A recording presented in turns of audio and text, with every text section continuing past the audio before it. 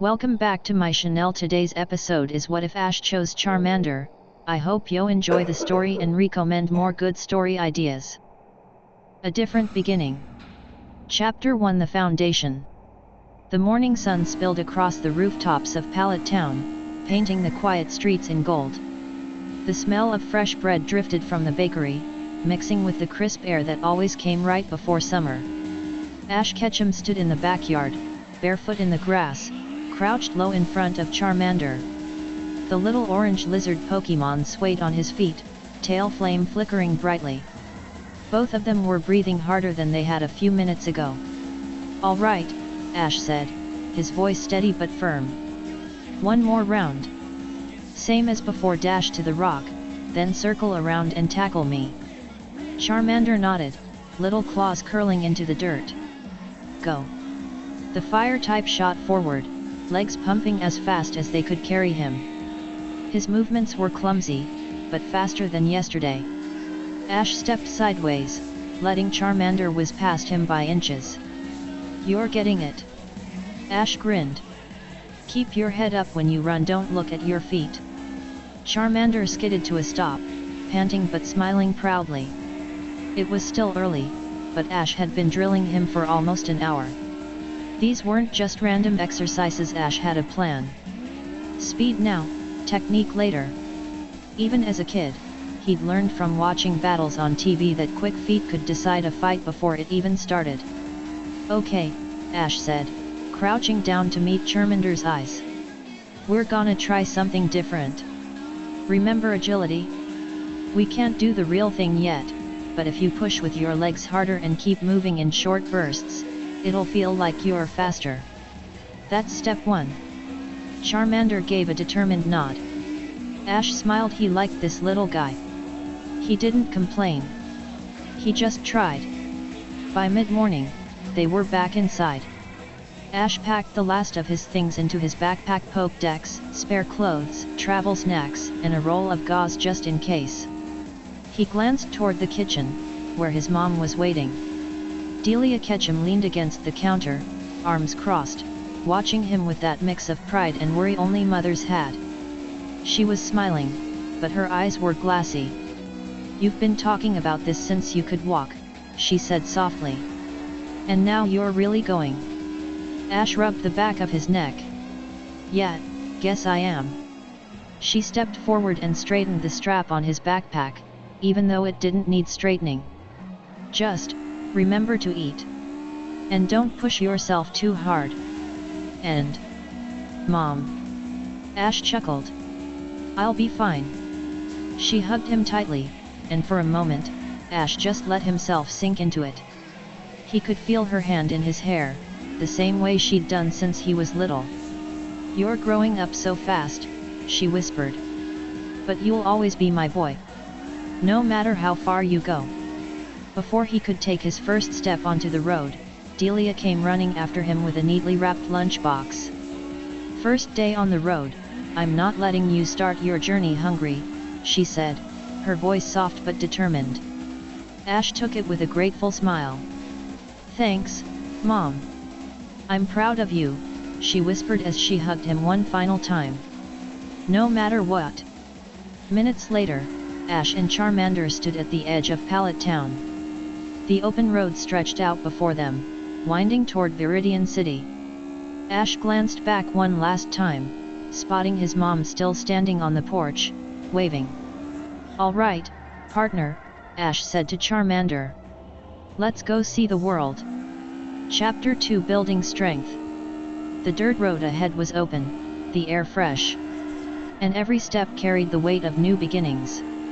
But Ash wasn't here for a leisurely stroll. "All right, partner," Ash said, glancing down at Charmander. "We start training now. No waiting until we hit the next town." From his bag, Ash pulled out specially crafted weighted gear cloth pouches filled with dense sand for Charmander, and weighted wristbands and ankle straps for himself. The starter weights were modest, 5 pounds each for Charmander's legs, 10 pounds each for Ash's limbs. "Endurance training," Ash explained as he strapped on his own weights, feeling the immediate change in his movements. "We move steady, and while we walk, you'll fire embers every few steps. Keep that flame building." Charmander's eyes lit up as Ash secured the pouches. Char! They set off, both now carrying extra weight. Ash felt the burn in his legs almost immediately but pushed through. Every 5 paces, Charmander lifted his head and spat an ember into the air, short bursts at first, each one a little stronger than the last. The weighted training affected both of them. Ash's breathing became more controlled, his steps more deliberate, while Charmander learned to maintain his flame intensity even while his body worked harder. The first test. They hadn't gone far when a trainer with a backwards cap stepped into the trail, grinning confidently. "You headed for Viridian? Want a quick battle before you go?" Ash's hand went to his cap brim. "Sure. I've got just the partner for that." The opposing trainer sent out a Nidoran, who pawed at the ground and let out a low growl. Ash crouched beside Charmander, keeping his weights on. This was a zero-stakes battle perfect for testing their progress without revealing their true power. "Same as we practiced, stay light on your feet, keep moving, but use normal embers only." Charmander. The battle began with Nidoran charging forward. Even with weights, Charmander's improved conditioning showed he sidestepped smoothly and countered with a controlled ember. Not the devastating flame he was developing, just a standard attack that still landed with noticeable heat. "Double kick," the other trainer called. Charmander's weighted movement looked almost casual as he avoided the attack and responded with another measured ember. The other trainer's eyes widened at Charmander's stamina and control, unaware that this was the Pokémon holding back significantly. The battle ended quickly with Charmander barely winded. "You've trained him well," the trainer said, recalling his Nidoran. "That control is impressive." As they walked away, Ash made a mental note, they'd need to be careful about showing their true strength in casual battles. Chapter 3: The Crucible of Water. Morning light spilled over the deep lake outside Viridian City. This wasn't the shallow pond Ash had originally scouted, he'd found something better. A lake deep enough for complete submersion, cold enough to challenge any fire type. Ash knelt beside the bank, Charmander at his side, both still wearing their training weights. Charmander's eyes were wide but determined. "Today we revolutionize your fire," Ash explained. "You're going completely underwater. While submerged, you're going to create an ember and hold it, keep feeding it fire energy without letting it die." Charmander's tail flame flickered nervously. "I know it sounds impossible," Ash continued, "but think about it. If you can maintain an ember underwater by constantly feeding it power, when you surface and use that same energy output in air." He grinned. "The result will be incredible. The underwater forge." At Ash's signal, Charmander dove beneath the surface. The icy water immediately attacked his flame, steam rising where his tail fire met the lake. Underwater, Charmander opened his mouth and attempted his first submerged ember. The flame sputtered to life for half a second before dying. Ash dove in after him, holding his breath. Through hand signals, he encouraged Charmander to try again. And again. For hours, they repeated this torturous cycle.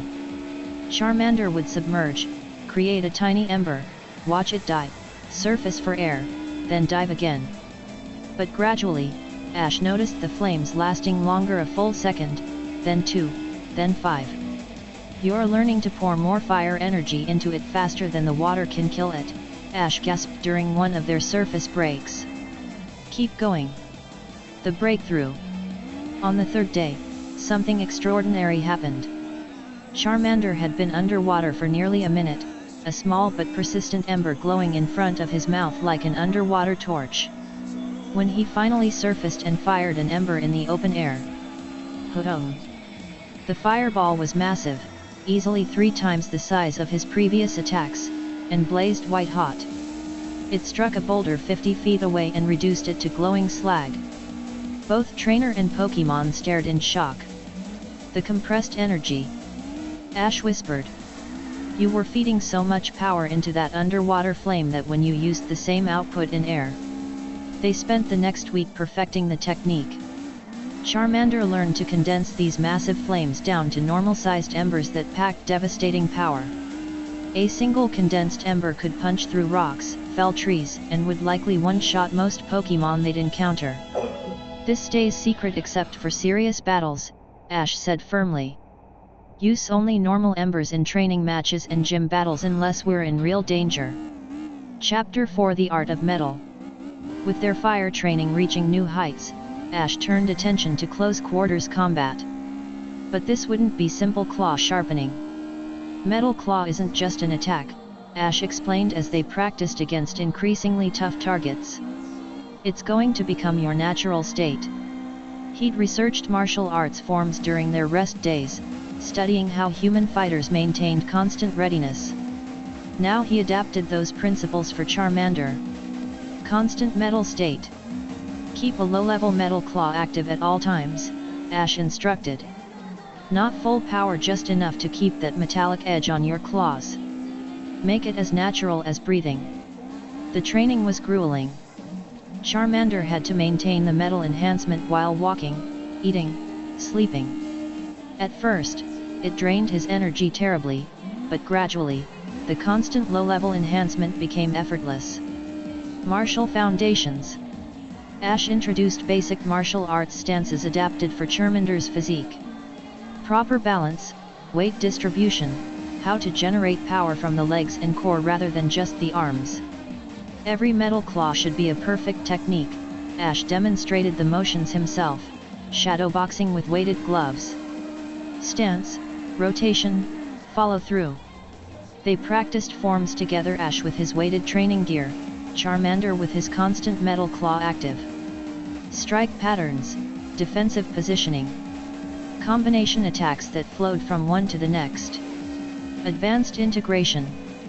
Within weeks, Charmander's Metal Claw had evolved beyond simple attacks. His claws maintained their metallic sharpness constantly, allowing him to grip surfaces no normal Pokémon could climb, slice through obstacles mid-battle, and transition seamlessly from movement to combat. During a test against a wild Onix, Charmander demonstrated the fruits of their training. He scaled the rock Pokémon's body using his ever-present Metal Claws for grip, struck weak points with martial arts precision, and finished with a condensed ember that cracked the Onix's rocky hide. Chapter 5: The Weight of Progress. As their training intensified, so did their physical conditioning. Every few weeks, Ash increased their weights. Charmander graduated from 5-pound leg weights to 10, then 15. Ash's own training weights grew heavier, 20 pounds per limb, then 30. The constant load became their new normal, making them faster and stronger when the weights eventually came off. These only come off for serious battles or life-threatening situations, Ash reminded both himself and Charmander as they strapped on their latest upgrades. Their casual training battles became almost unfair. Even weighted down and holding back their true techniques, they moved with a precision and power that confused opponents. Charmander's basic tackle had the force of a battering ram. His regular embers burned hotter than most fire types' focused attacks. Chapter 6: The Water Specialist. They encountered her purely by chance, a girl with bright orange hair practicing with a Starmie by a rushing river. Her Pokémon moved through complex water formations with incredible precision, bending the current to its will. "Excuse me," Ash called out, approaching with Charmander at his side. "Are you a water specialist?" The girl turned, revealing sharp green eyes and a confident smirk. "Misty Water Flower. And yes, I specialize in water types." "Why?" Ash's heart raced. This was exactly what they needed. "I want to challenge you," he said. "My Charmander has been training against water, but we need real combat experience against water specialists." Misty's eyes lit up with interest. "A fire-type trainer specifically seeking out water battles? That's either very brave or very stupid." She studied Charmander, noting his calm confidence and the subtle way his claws gleamed with metallic enhancement. "One condition," Ash added. "Full battle. No holding back. My partner needs to face real water techniques to complete his training." Misty grinned. "You're on." But don't blame me when your little Charmander gets washed away. The ultimate test. They faced off beside the river, the sound of rushing water a constant reminder of Charmander's supposed disadvantage. Misty released her Starmie, its gem core pulsing with power. "This is it," Ash whispered to Charmander as he removed their training weights for the first time in weeks. "Show her what we've learned." Charmander stretched, feeling the incredible lightness after weeks of weighted training. His constantly active metal claws gleamed, and deep within him, the power of compressed flame techniques waited to be unleashed. The real test was about to begin. Chapter 7 Trial by Water. "Starmie, hydro pump!" Misty called out without hesitation. A massive torrent of water erupted from Starmie's core, rushing toward Charmander with enough force to level trees. But Charmander didn't dodge. Instead, he planted his feet in perfect martial arts stance and fired back. The ember that left his mouth was blindingly white-hot, compressed with all the power he'd learned to generate underwater. The two attacks collided mid-air in an explosion of steam that obscured the entire battlefield. When the mist cleared, Starmie was floating motionless in the river, its gem core dim. Misty's jaw dropped. "Impossible. Starmie, return." She grabbed her second Pokeball with trembling hands. "Goldeen, go. Use Horn Attack." The elegant fish Pokemon launched itself from the water with incredible speed, Horn aimed directly at Charmander. But Charmander's weightless movement after weeks of heavy training made him seem to dance around the attack. His metal claw, now at full constant power, caught Goldeen mid-leap with martial arts precision, the perfectly angled strike sending the water type spinning back into the river, unconscious. "Two down," Ash muttered, watching Charmander's breathing carefully. The little fire type was still strong, but Ash could see the toll of maintaining constant full-power metal claw and firing those devastating compressed embers. Misty's face had gone from confident to desperate. "Staryu. Water Gun Barrage." The star-shaped Pokemon unleashed a rapid series of water gun attacks from multiple angles. Charmander weaved between them with fluid martial arts movements, each step perfectly placed. When he found his opening, another white-hot compressed ember shot forth, this one so intense it actually boiled the water in the air around it. Staryu didn't stand a chance. "This can't be happening," Misty whispered, down to her last Pokemon. "Psyduck. I choose you." The yellow duck emerged looking confused as always, but Ash knew better than to underestimate it. Psyduck's hidden psychic potential made it dangerous when pushed. "Psyduck, use confusion." Charmander stumbled as psychic energy gripped him, but his constant metal claw training had taught him to maintain focus under pressure.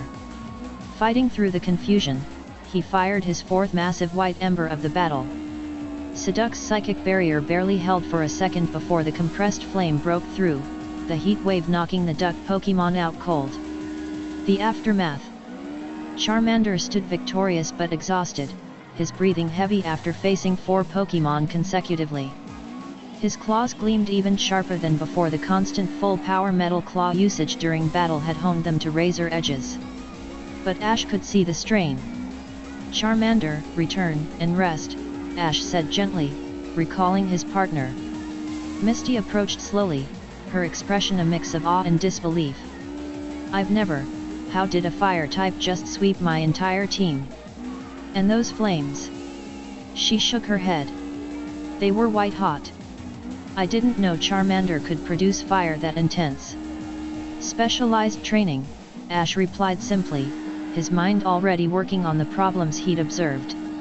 Charmander's power was incredible, but the endurance cost was too high. Fighting 4 Pokemon had pushed him to his limits, and the full power techniques were draining him too quickly. "I need to fix this," Ash thought. "If Charmander can rapid-fire those white embers without exhausting himself, and maintain full power metal claw as naturally as breathing, then he'll be truly unstoppable." That evening, as Charmander rested at the Pokemon Center, Ash filled his notebook with training modifications. Rapid fire drilling for the compressed embers until they became as easy as normal breathing. Endurance conditioning for constant full power Metal Claw until it required no more energy than his current low-level maintenance. The goals were ambitious, but after today's victory, Ash knew they were achievable. A new companion. The next morning, Ash was preparing to leave for Pewter City when Misty caught up to him outside the Pokémon Center. "Wait," she called, jogging to catch up with her traveling bag slung over her shoulder. "I want to come with you." Ash raised an eyebrow. "Come with me." "Yesterday's battle, it opened my eyes," Misty said, her voice filled with determination. "I thought I was a strong trainer, but watching your Charmander, seeing that level of power and precision, I realized I have so much more to learn." She straightened up proudly. "I want to become the world's greatest water Pokémon master, and traveling with someone who trains at your level will make me stronger." Ash considered this. Having a water-type specialist as a traveling companion could provide constant training opportunities for Charmander's water resistance. Plus, Misty had proven she was skilled. Losing to them didn't diminish her talent. "All right," he said with a slight smile. "But I should warn you, my training methods are intense." Misty grinned. "I wouldn't expect anything less. But I have to ask, what are you training for? What's your ultimate goal?" Ash adjusted his cap and looked toward the distant spires of Pewter City, his expression growing serious and determined.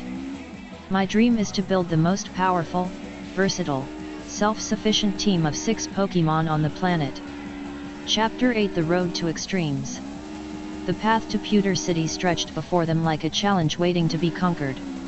On the first morning of their journey together, Ash and Misty stood at the edge of Viridian City, but something was different. The weight pouches on both Ash and Charmander had grown significantly heavier overnight. "You increased the weights again?" Misty asked, watching Ash adjust to what looked like significantly more resistance than before. "Nearly quadrupled them," Ash replied matter-of-factly, securing the heavy straps. Charmander's leg weights now bulged with dense sand, and Ash's limb weights had grown from 30 pounds each to over 100. "If we're going to get stronger, we can't stay comfortable." As they began walking, Misty immediately noticed something alarming. Every few steps, Charmander would attempt to fire an ember, but these weren't normal flames. They were massive, superheated fireballs that roared into the sky like miniature suns, each one more intense than the last. Simultaneously, his metal claws would flare to maximum power, gleaming so brightly they hurt to look at. Within 10 minutes, Charmander collapsed. "Charmander!" Misty rushed forward, but Ash was already there, calmly checking his partner's breathing. "He's fine," Ash said, though sweat poured down his own face from the extreme weights. "This is part of the process. He's pushing both techniques beyond their normal limits." 15 minutes later, Ash himself collapsed from the weight strain, his legs finally giving out after fighting the incredible resistance for so long. When they both woke up an hour later, Misty having dragged them to shade, Ash immediately turned to a new focus. "Time for quick attack training," he announced to the exhausted Charmander. "The Speed Foundation." The quick attack training followed the same brutal efficiency as everything else. Charmander, still weighted down, had to burst forward in short sprints while maintaining his enhanced techniques. The combination of extreme weight, maximum power output, and speed training created a perfect storm of exhaustion. By their fourth rest stop of the first day, something clicked. Charmander's burst of speed suddenly carried that distinctive quick attack gleam, a perfect execution despite his massive handicaps. "Excellent," Ash said, panting from his own weighted training. "Now I want you to keep quick attack active at all times. Low level, like you did with Metal Claw, but constant." Misty stared in disbelief. He's supposed to maintain quick attack permanently? While wearing all that weight? While trying to max out his other techniques? Constant quick attack means higher acceleration, better reaction speed, and all his physical attacks will hit harder, Ash explained. If he can do it weighted, imagine what happens when the weights come off. Early encounters. Their first battle came just hours after leaving Viridian City. A cocky bug catcher had spotted them resting by the roadside and strutted over with his net swinging confidently. "Hey rookie! You look like you just started your journey. Want to see how a real trainer battles?" The boy sent out a Caterpie, clearly expecting an easy victory against what appeared to be a struggling fire type. What he witnessed instead defied logic. Charmander, despite his extreme weights, moved with fluid precision. The quick attack he'd just learned flickered around his body as he darted forward.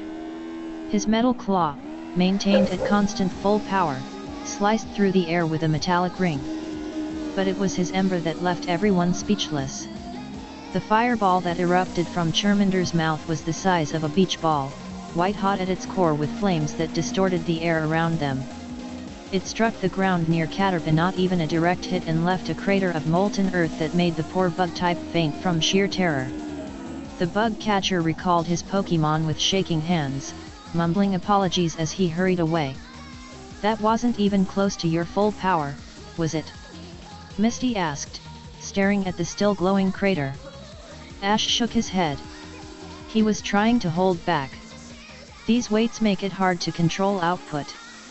The rumors begin. By their third day on the road, the superheated fireballs shooting into the sky had started attracting serious attention. The flames were visible for miles, creating heat distortions that pilots reported from aircraft. Each blast was like a signal flare announcing their presence to anyone within a 10-mile radius. Far away in Saffron City, a woman in an expensive business suit looked up from her desk as an aide rushed in. "Ma'am, we've received multiple reports of unusual fire-type activity between Viridian and Pewter cities. Witnesses describe flames hot enough to melt rock, fired by what appears to be a starter-level Charmander." Sabrina, the psychic gym leader, raised an eyebrow with interest. "A Charmander producing flames that intense? That's remarkable. Keep monitoring the situation. I want to know who this trainer is."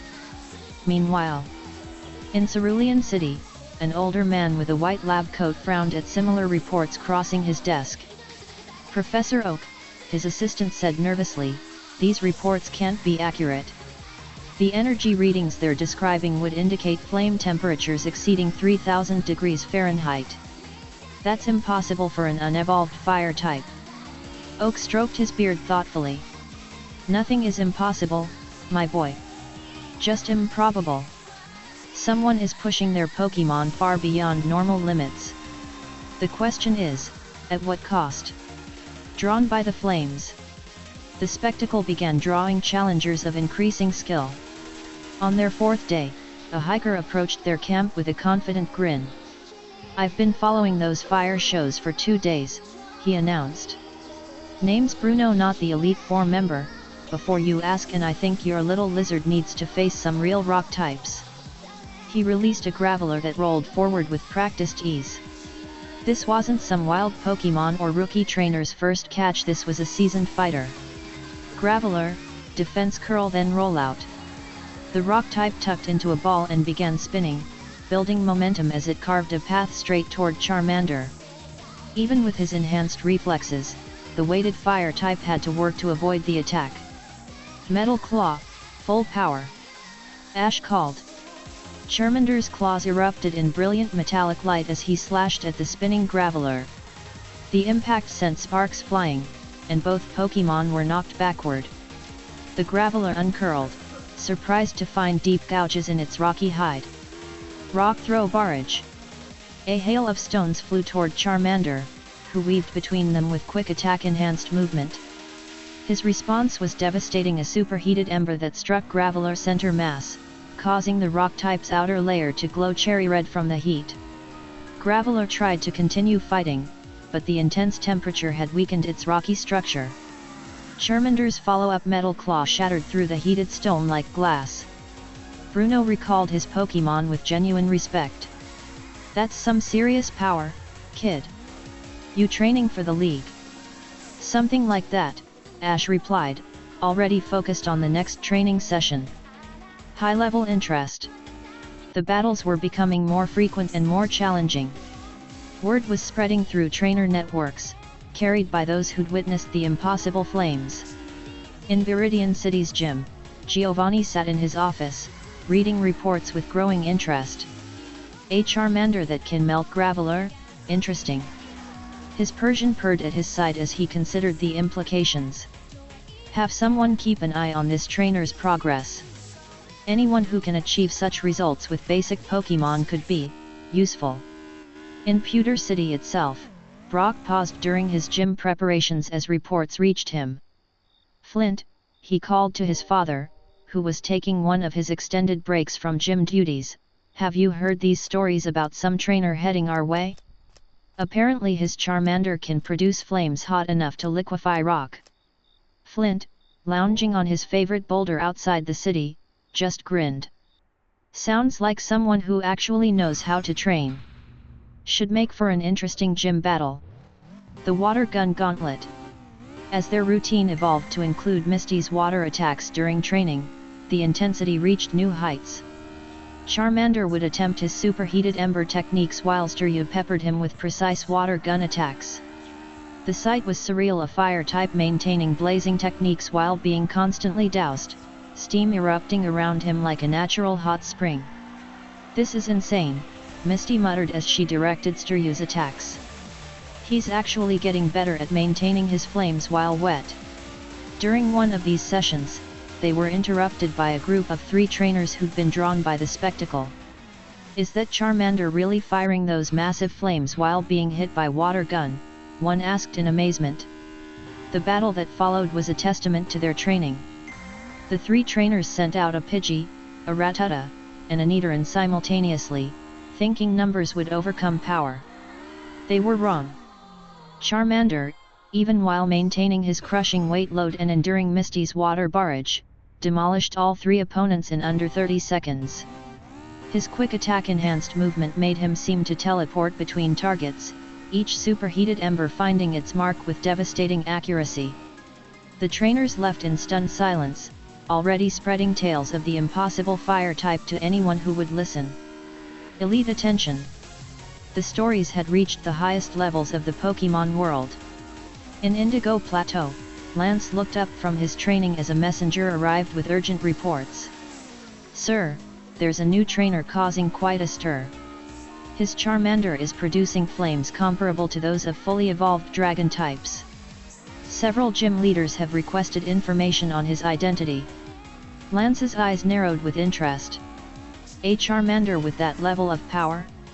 That's not natural talent, that's intensive, borderline dangerous training.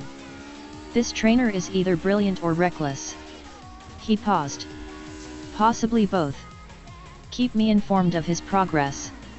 Even Team Rocket had taken notice. In their secret base, Jessie slammed down a report in frustration. Some rookie trainer's Charmander is making headlines while we can't even catch a simple Pikachu. Perhaps we should investigate, Meowth suggested. A fire type that powerful would be quite the catch. James nodded eagerly. The boss would definitely promote us for bringing him a Pokemon like that. Approaching mastery. As they drew closer to Pewter City, the battles continued to intensify. A veteran trainer with a Macamp tested Charmander's combat skills, only to watch in amazement as the fire type's metal claw techniques, enhanced by martial arts precision, overwhelmed the fighting type's raw strength. An ace trainer with a full team of 6 challenged them to a serious battle, confident that experience would triumph over raw power. Charmander swept through 5 of her Pokemon before finally showing signs of serious fatigue against her ace, a Flareon. Even then, victory came through technical superiority. Charmander's compressed flame techniques simply operated on a different level than normal fire-type attacks. An unexpected ally. Days of this brutal routine continued, each training session drawing more attention. Wild Pokemon began giving their camp a wide berth after witnessing the apocalyptic flames shooting skyward. Even flying types changed their flight paths to avoid the heat distortions.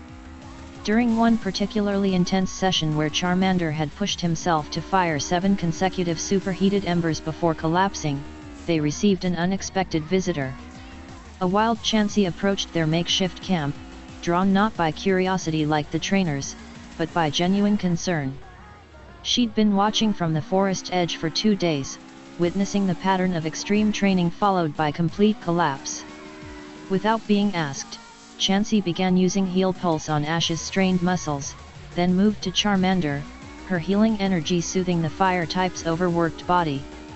When Ash woke up, he felt better than he had in days. His muscles, while still sore, had recovered significantly. An idea formed, brilliant and slightly insane. "Chansey," he said, meeting the kind Pokémon's eyes. "Would you like to join our team? I promise you'll never be bored, and you'd be helping us become stronger than we ever imagined possible." Chansey looked between Ash's determined expression and Charmander's obvious exhaustion, then nodded with a gentle smile. She'd seen enough to know this trainer, while extreme in his methods, genuinely cared for his Pokémon's well-being. "Perfect," Ash grinned, pulling out a Pokeball. "This changes everything. Escalated training and new reactions." With Chansey's healing abilities, Ash could push their training to new extremes. The superheated fireballs now came in rapid succession, each one leaving temporary scorch marks in the sky. But he realized something else was needed. "Misty," he said during their evening planning session, "I need you to attack Charmander with low-powered water attacks during training. His water resistance needs constant pressure to improve." Misty looked uncomfortable. "You want me to attack your Pokémon during his training? Water gun, bubble beam, keep it controlled but consistent. He needs to learn to maintain his techniques even under water-type pressure." She agreed reluctantly, but after the first session where she watched Charmander struggle against even mild water attacks, Ash noticed her discomfort. "It feels wrong, doesn't it?" he asked. "Attacking him while I just watch?" Misty nodded. "Then attack both of us," Ash said simply. "I need to build my own resistances anyway. If we're both getting hit, it's fair training." This new spectacle of fire type maintaining blazing attacks while being constantly doused, steam erupting around the battlefield like a natural hot spring, attracted even more attention. A news crew from Pewter City actually attempted to get footage of the phenomenon, but the heat distortions made their cameras malfunction. The reporter, a seasoned professional who covered countless league matches, could only stare in amazement. "I've seen Charizard flame attacks that weren't this intense," she muttered to her cameraman. "How is an unevolved fire type producing this level of heat?" The network effect. By now, the stories had reached every major city in Kanto. Trainers were making detours just to glimpse the legendary flames.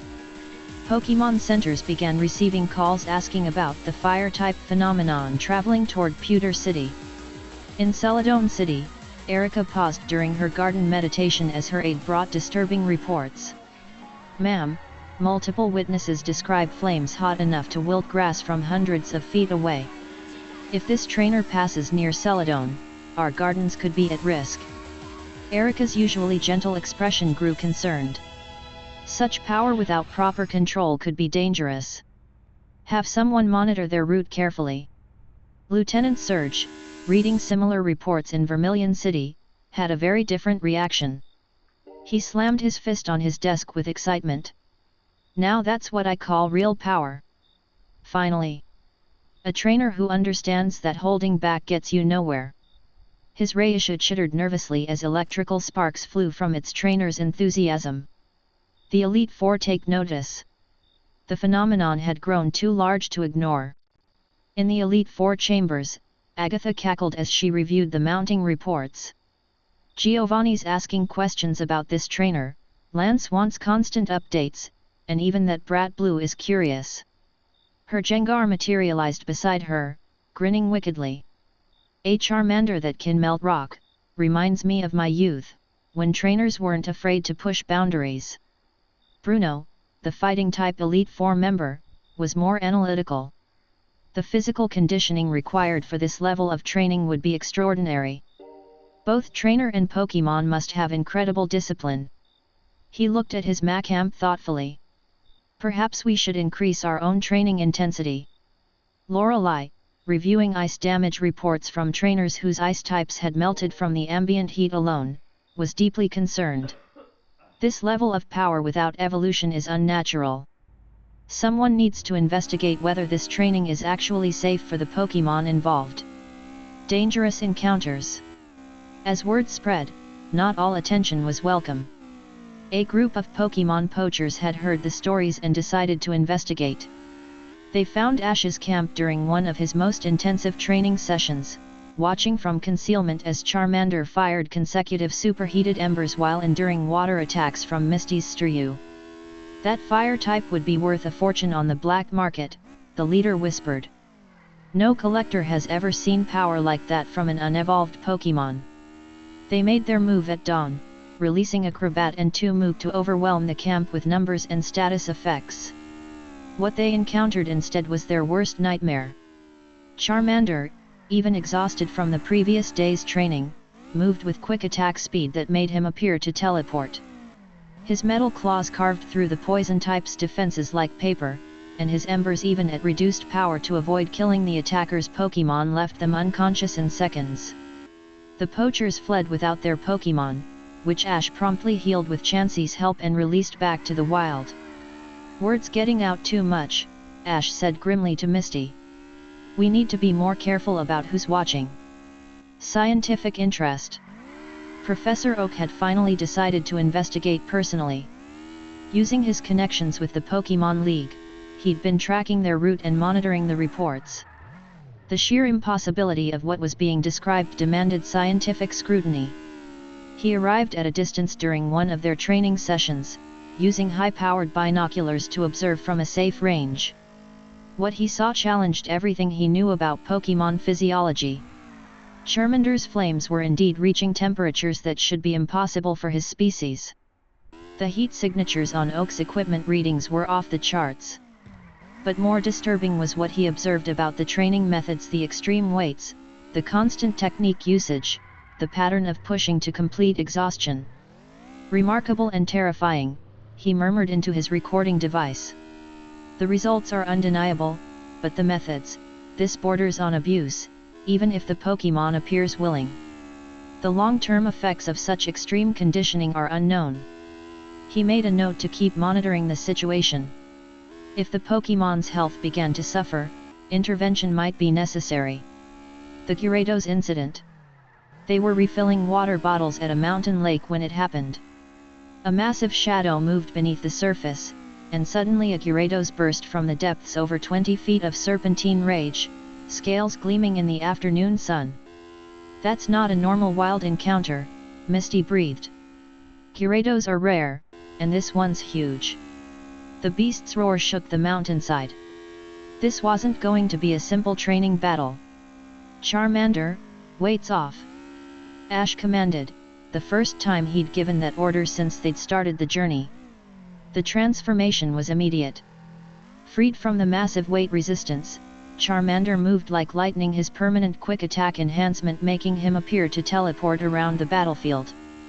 But even with his newfound speed, the Gyarados was a monster. Hydro pump attacks that could level buildings. Thrash attacks that shattered boulders. Hyper beam charges that lit up the sky. For 10 minutes, Charmander danced around devastation, landing hits but unable to bring down the massive serpent. His superheated embers scorched its scales but couldn't penetrate deeply enough. His metal claws found purchase, but the Gyarados was simply too large, too powerful. Then, in a moment of desperate fury as Gyarados prepared a point-blank hyper beam, something changed. Charmander's body erupted in brilliant white light. When the evolution light faded, a Charmeleon stood in his place, taller, stronger, with a horn on his head and fire that burned even hotter. The first ember from his evolved form wasn't just superheated, it was a concentrated solar flare that punched clean through Gyarados' scales. The serpent's roar of pain echoed across the mountains. What followed wasn't a battle, it was a demonstration of absolute power. Charmeleon's enhanced flames carved through the water type's defenses like they were paper. His metal claws, now backed by greater strength and size, left deep gouges in the Gyarados' hide. His quick attack enhanced movement made him untouchable. In under 2 minutes, the mighty Gyarados lay unconscious in the shallows. Approaching Pewter. As they crested the final hill before Pewter City, the grey stone buildings came into view. The journey had transformed them all. Ash moved with fluid grace despite his still active weights. Charmeleon's power had reached incredible heights, Chansey had become an integral part of their training regimen, and even Misty had grown stronger from the constant challenges. At the city's edge, a figure sat on a large rock, watching the sunset. A man with wild hair and clothes that had seen better days, clearly a trainer of some experience, though he seemed to be taking a break from whatever journey he was on. Chapter 9 Arrival in Pewter. The stranger on the rock didn't move as they approached Pewter City's outskirts, but Ash could feel his eyes tracking their movement. Something about the man's relaxed posture suggested experience, the kind that came from years on the road. "Welcome to Pewter City," the man called out as they drew closer.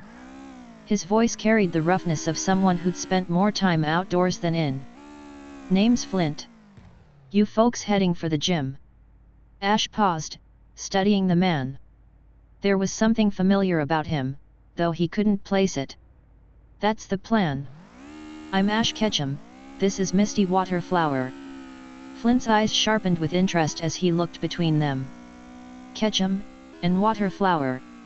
I've heard interesting things about a fire-type trainer causing quite a stir on the roads. Don't suppose that would be you?" "Depends what you've heard," Ash replied carefully. Flint grinned. "Stories about flames hot enough to melt Graveler, a Charmander that swept entire teams, training methods that would make most trainers faint from exhaustion." His expression grew more serious. "Though the latest reports mention evolution. Charmeleon now, isn't it?" Ash's hand went instinctively to Charmeleon's pokeball. The man knew too much. "Relax, kid. I'm not here to cause trouble." Flint stood up, stretching casually. "Just curious about someone who trains like that. Takes dedication. And probably a little madness." "More than a little," Misty muttered under her breath. Flint chuckled. "You'll find the gym leader, Brock, is pretty straightforward. Rock types, defensive strategies, endurance battles. Though after what I've heard about your Charmeleon's power..." He paused. "Well, it should be interesting." As they entered Pewter City proper, Ash noticed the differences from other towns they'd visited. The buildings were sturdy, built from local stone, and many showed the wear patterns of frequent rock-type training. Scorch marks on practice walls, gouges from claws and horns, the telltale signs of a city that lived and breathed rock-type battles. They checked into the Pokémon Center, Nurse Joy's eyes widening as she processed Charmeleon's examination results. "These readings, are you sure this is correct?" she asked her Chansey assistant, who nodded emphatically. "I've never seen physical conditioning like this in a recently evolved Pokémon. His muscle density, reaction speeds, flame temperatures." She looked at Ash with new respect. "Whatever training methods you're using, they're producing extraordinary results." "Thank you," Ash said simply, though inwardly he was pleased. All those months of brutal conditioning were showing measurable improvements.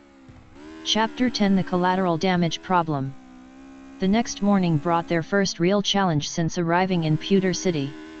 Ash led the group to a secluded training area outside town, a rocky canyon that seemed perfect for intensive preparation for the upcoming gym battle. "All right, Charmeleon," Ash said, removing their training weights for the first time since the Gyarados battle. "Let's see what you can do with full power in a controlled environment." The transformation was immediate and terrifying. Freed from the massive weight restrictions, Charmeleon moved with speed that created sonic booms. His first casual ember intended as a warm-up vaporized a 20-foot boulder and left a crater of molten rock that glowed cherry red. "Holy!" Misty stumbled backward as the heat wave hit them from over 50 feet away. Ash frowned. This was worse than he'd anticipated.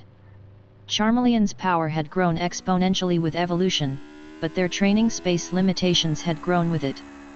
"Try a metal claw on that cliff face," Ash instructed, pointing to what looked like solid stone.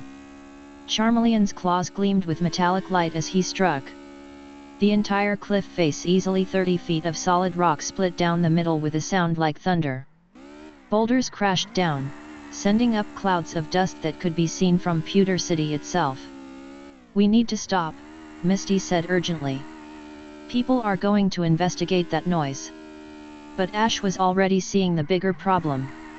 Charmeleon's quick attack had become so fast that he was creating vacuum distortions in the air. His basic movements were leaving scorch marks on stone. Even his breathing was producing flames hot enough to ignite dry grass from yards away. An hour later, they sat in the canyon looking at the destruction they'd caused in just a few simple exercises. What had once been a pristine training ground now looked like a battlefield. Molten stone, split cliffs, scorch marks that would be visible for years.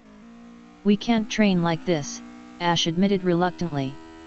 "Not without destroying everything around us." Misty nodded emphatically. "Your Charmeleon has gotten too powerful for normal training methods. Even my strongest water gun attacks barely register to him anymore." It was true. During their morning session, Sturyu's water gun, which used to challenge Charmander significantly, had simply evaporated before reaching Charmeleon. The fire type hadn't even noticed the attack. "And those weights," Misty continued, "carrying 100 kilograms doesn't even slow him down anymore. I watched him move like they weren't even there." Ash stood up. Decision made. "I need to call Professor Oak." Chapter 11 Expert Consultation. The video phone at Pewter City's Pokemon Center crackled to life, Professor Oak's familiar face appearing on screen. His expression immediately shifted from pleasant greeting to sharp concern. "Ash. I was hoping you'd contact me. I've been monitoring the reports about." He paused, studying Ash's face through the screen. "The trainer causing all that commotion on the roads. That was you, wasn't it?" "Yes, sir," Ash replied honestly. "My Charmander evolved into Charmeleon after a battle with a wild Gyarados. But we've run into a training problem." "I should say so." Oak's voice carried a mix of amazement and concern. "The energy readings we've been tracking are off the charts. Some of the flame temperatures you've been producing shouldn't be possible for any fire type, let alone an unevolved one. And now you're telling me it's evolved." Ash quickly explained their current situation: the collateral damage problem, Charmeleon's overwhelming power growth, the inability to train safely in normal environments. Oak listened intently, occasionally making notes. When Ash finished, the professor was quiet for a long moment. "Ash, what you've achieved is remarkable, but you're approaching dangerous territory. Your Charmeleon has developed power levels that exceed most fully evolved fire types. The problem isn't that he's too strong, it's that his power is too broad, too unfocused." "What do you mean?" "Think of it this way," Oak explained, leaning forward. "Right now, your Charmeleon is like a bomb, tremendous power, but it all goes in every direction at once. What you need is precision. Instead of bigger explosions, you need concentrated force." Oak pulled up some diagrams on his end of the screen. "I suggest you focus on compression and versatility. Take that incredible ember power and compress it down to the size of a marble, but maintain all that heat and force. The result will be a projectile that can punch through steel while barely singeing the grass around it." Ash's eyes lit up with understanding. "Concentrated power instead of widespread destruction." "Exactly. And while you're working on compression, start expanding his move pool. A fire type with Thunder Punch can handle water types more effectively. Earthquake gives him options against his own type disadvantages. The goal isn't just raw power, it's adaptability." Misty leaned into the conversation. "But how do we train moves like Earthquake and Thunder Punch? Charmeleon isn't exactly built for those techniques." Oak smiled. "That's where proper training methodology comes in. Thunder Punch isn't about being an electric type, it's about channeling electrical energy through controlled muscle contractions. Earthquake isn't about being a ground type, it's about understanding seismic force and impact distribution." He pulled up more detailed diagrams. Start with the theory, then build the physical foundation. Have Charmeleon practice the motions without the energy first. Once the muscle memory is perfect, add the elemental components gradually. And the compression training? Ash asked. Start with meditation, Oak replied. I know it sounds strange, but power control begins with mental discipline. Have Charmeleon focus on creating the smallest flame possible while maintaining maximum heat. Think of it as threading a needle with fire. Chapter 12 Precision Training begins. The next week transformed their approach completely. Instead of finding isolated areas for explosive training, they worked in Pewter City's public training grounds but with a radically different methodology. Charmeleon sat in perfect meditation posture, a single flame no bigger than a candle's flicker dancing above his palm. To any observer, it looked peaceful, almost boring.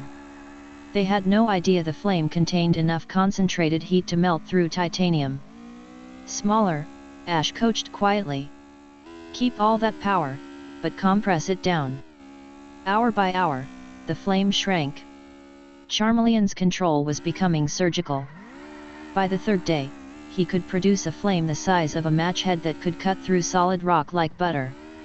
Meanwhile, Misty worked on precision training of her own.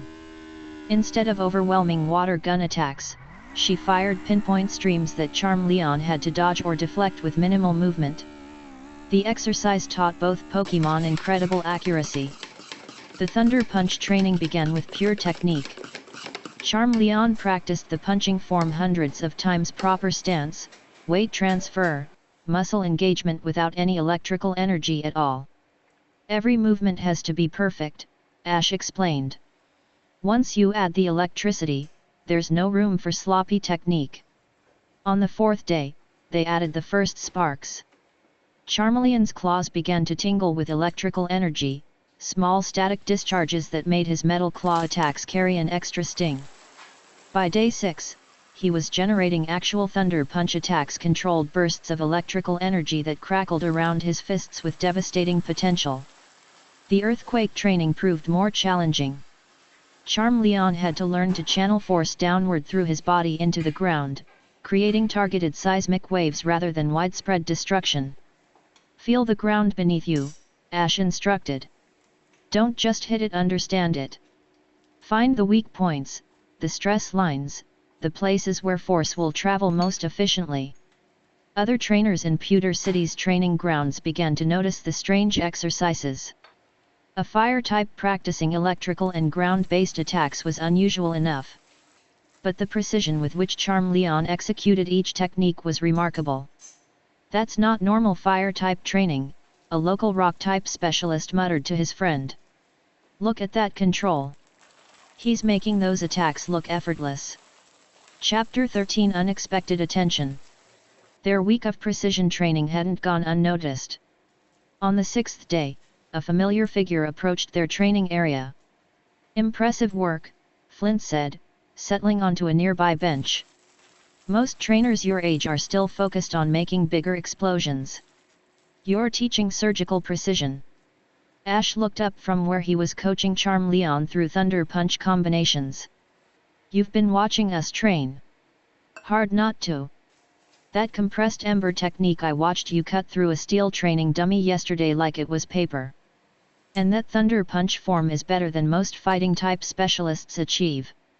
Flint's expression grew more serious. But I'm not the only one who's noticed. Brock's been getting reports about your training methods. He's concerned. Concerned how? The boy takes his responsibilities as gym leader seriously. When he hears about training that might be pushing Pokémon beyond safe limits, he investigates. Flint paused. He's planning to observe your gym battle very carefully. If he thinks your methods are harmful. They're not, Ash said firmly. Look at Charmeleon. Does he look stressed? Unhealthy? Unhappy? Indeed, Charmeleon was practically glowing with vitality. His scales were bright, his movements fluid, his eyes alert and intelligent. This was a Pokémon at peak physical and mental condition. I know that, Flint replied. But perception matters. Some of the stories about your training, they make it sound like you're putting your Pokemon through torture. Misty joined the conversation. The results speak for themselves. Charmeleon is stronger and healthier than any Pokemon I've ever seen. And that's exactly what worries some people, Flint said with a knowing smile. Success like this makes others question their own methods. Nobody likes to feel inadequate. That evening, as they prepared for the final day of training before the gym battle, Ash reflected on Flint's words. They'd worked so hard to achieve these results, but success was bringing scrutiny he hadn't anticipated. Tomorrow we test everything we've learned, he told Charmeleon as they settled in for the night. Are you ready? Charmeleon's response was a perfectly controlled flame no bigger than a birthday candle, but hot enough to make the air shimmer around it. Chapter 14 The gym battle begins. Pewter Gym stood like a monument to endurance, its stone walls weathered by countless battles. As Ash and Misty approached the entrance, they could hear the sounds of training from within, the crash of rock against rock, the grunts of effort, the sharp commands of a trainer pushing his team to their limits. The interior was exactly what Ash had expected, a rocky battlefield surrounded by stone bleachers, with training equipment scattered around the edges. What he hadn't expected was the young man waiting for them, barely older than himself, with spiky brown hair and a serious expression that seemed too mature for his age. I'm Brock, the Pewter City gym leader, he said, extending a hand. And you must be Ash Ketchum. I've heard a lot about you.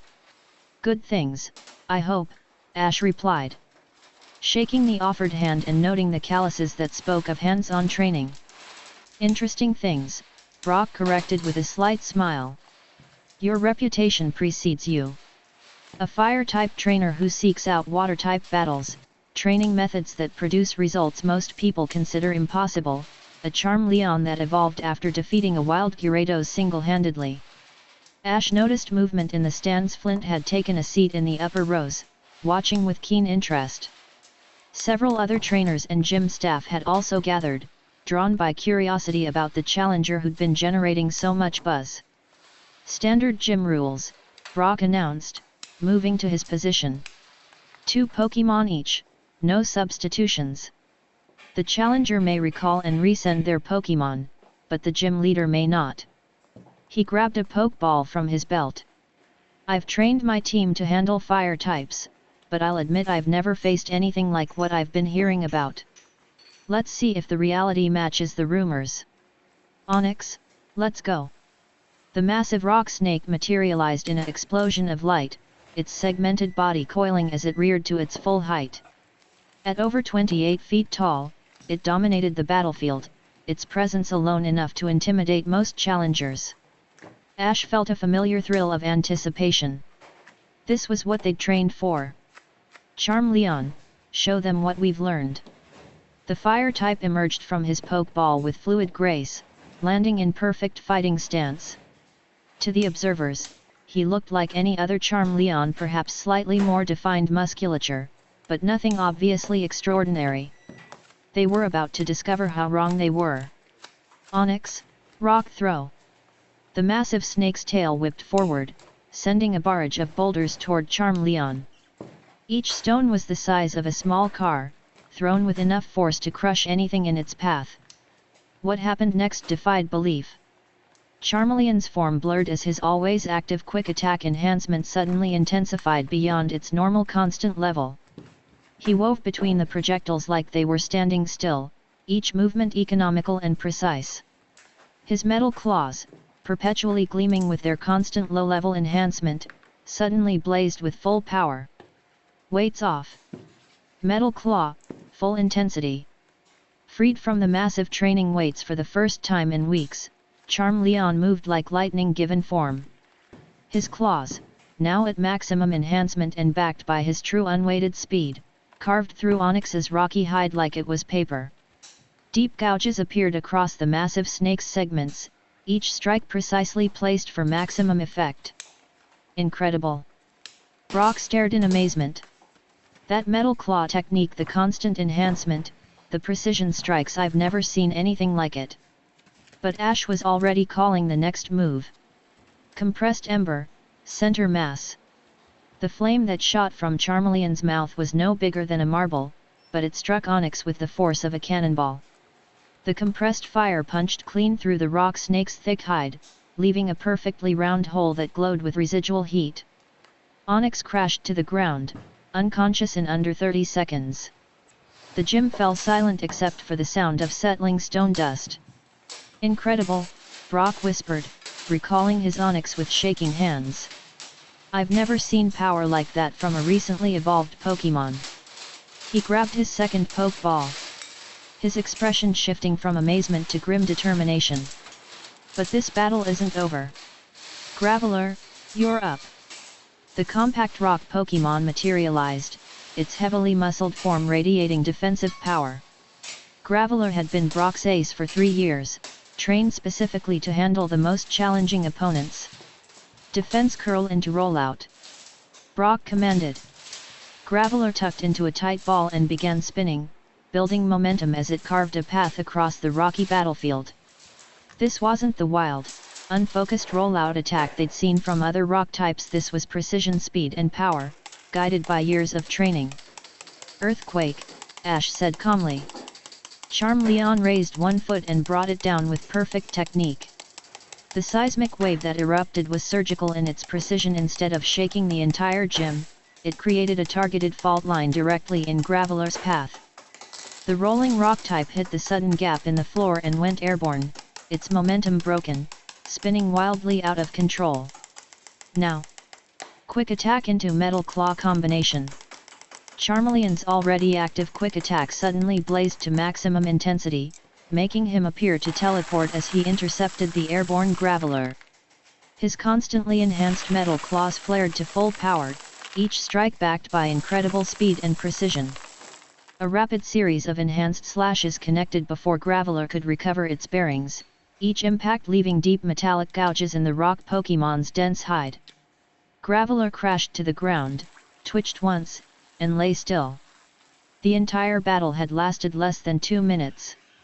Chapter 15: The Aftermath. Brock stood motionless for a long moment, staring at his defeated Pokémon. When he finally recalled Graveler, his hands were shaking not with fear or anger, but with something approaching awe. "I've been gym leader for 2 years, he said quietly. "I've faced hundreds of challengers. I've never not once seen anything like what just happened." He walked across the battlefield, his eyes taking in the evidence of Charmeleon's power. The perfectly round hole punched through Onyx by the compressed ember. The precision seismic crack from Earthquake. The scorch marks where thunder punches had connected. "Your Charmeleon didn't just win," Brock continued, looking directly at Ash. "He dismantled my entire strategy in under 2 minutes. Those constantly active enhancements, quick attack and Metal Claw running all the time, then amplifying them to maximum power on command, compressed fire attacks for precision damage, Earthquake for battlefield control." He shook his head in amazement.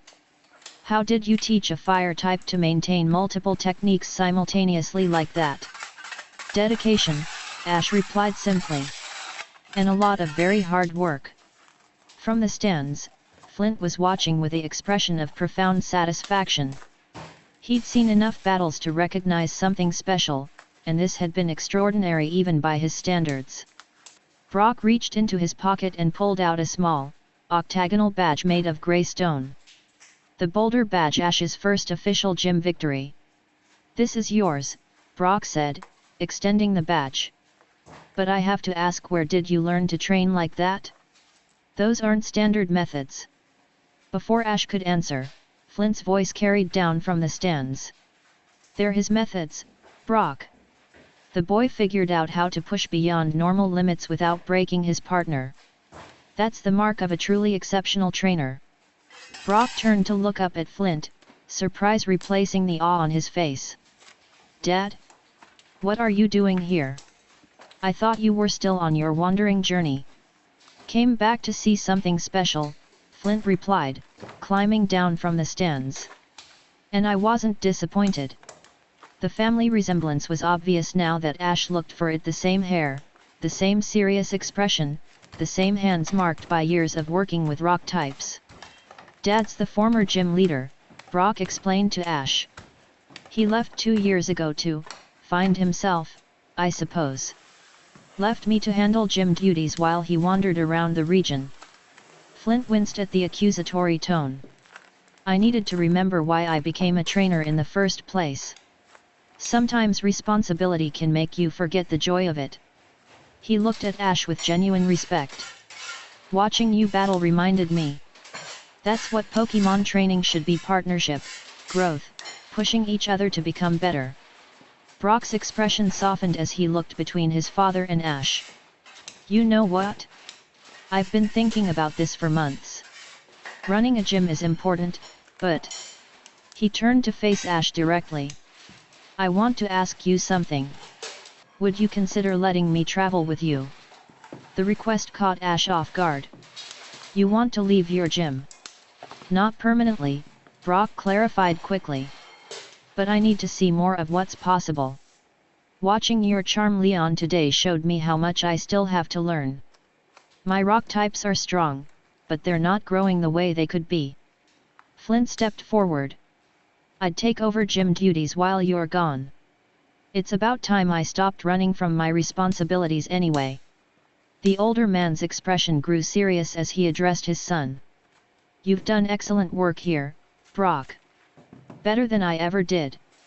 But you're stagnating, and that's my fault for leaving you with all this responsibility so young. Brock looked around the gym, the stone walls that had been his world for 2 years, the equipment he'd maintained, the battlefield where he'd tested hundreds of trainers. It had been his life, but was it his dream? I'll do it, he said finally. If you'll have me, I'd like to join your journey to the Indigo League. Ash found himself grinning. Having a gym leader's experience on the team could be invaluable. And Brock's obvious dedication to his Pokemon's well-being aligned with Ash's own training philosophy. Welcome to the team, Ash said, extending his hand. As they shook hands, Flint clapped both young trainers on the shoulders. This should be interesting, he said with a grin that made him look 20 years younger. The boy who revolutionized fire-type training and the gym leader who's been waiting for a chance to really test himself. The Indigo League won't know what hit it. Outside the gym, Misty was waiting with an expression of barely contained excitement. Well, she asked as they emerged. How did it go? Ash held up the boulder badge, its gray surface gleaming in the afternoon sun. We won, he said simply. And we gained a new traveling companion. As Brock emerged from the gym with a traveling pack slung over his shoulder, his father beside him making arrangements for the gym's temporary closure, Charmeleon materialized from his Pokeball.